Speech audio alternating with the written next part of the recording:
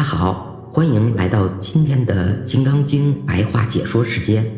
今天我会为大家读诵《金刚经》原文，并用最通俗的语言逐句解释，帮大家轻松理解这部经典的核心智慧。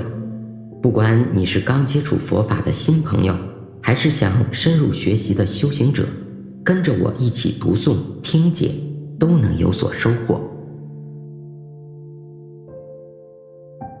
金刚般若波罗蜜经，姚秦三藏法师鸠摩罗什译。开经记：无上甚深微妙法，百千万劫难遭遇。我今见闻得受持，愿解如来真实义。第一品，法会因由分。如是我闻，一时佛在舍卫国祇树给孤独园，与大比丘众1250人聚。尔时世尊时着衣持钵，入舍卫大城乞食。于其城中，次第其椅，还至本处，饭食讫，收衣钵，洗足矣，敷坐而坐。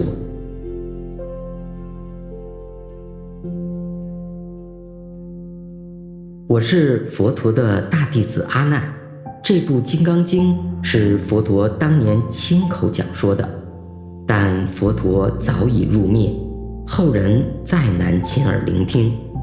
为了让佛法能流传下去，我就根据记忆把当时的场景和佛陀的开示整理出来，供大家学习。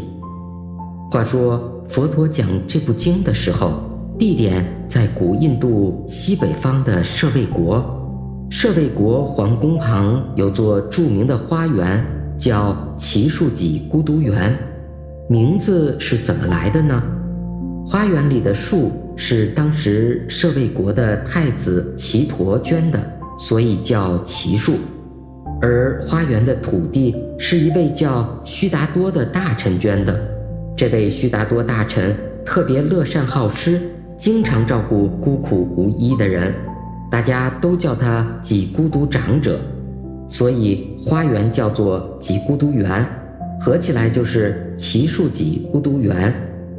佛陀当时和1250位修行成就很高的出家人一起住在这里，这些人里面不少已经证得罗汉果位，甚至更接近佛的境界。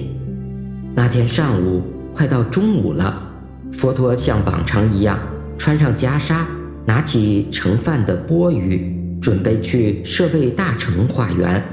他进城后，不管遇到是富贵人家还是普通百姓，都是一家家依次上门乞食，不挑不拣。化完缘，他就回到住处吃饭，吃完后收拾好袈裟、钵盂和其他用具，洗干净脚。古代印度人习惯吃脚，走路多了就要洗脚，然后铺好座位，安安静静地坐下。这就是佛陀讲经前的日常准备。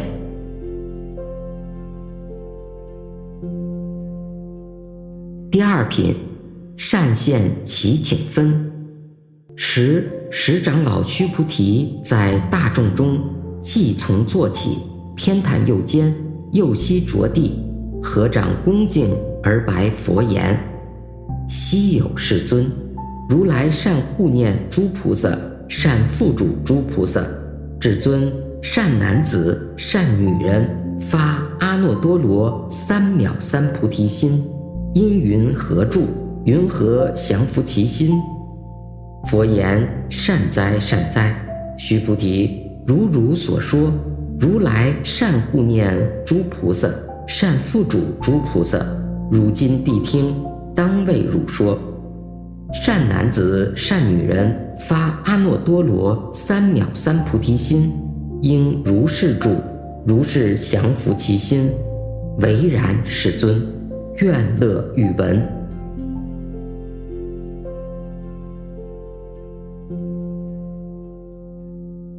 这时有一位德高望重的长老叫须菩提，他在人群中突然站起来，把右肩露在外面，这是古印度表示恭敬的礼节。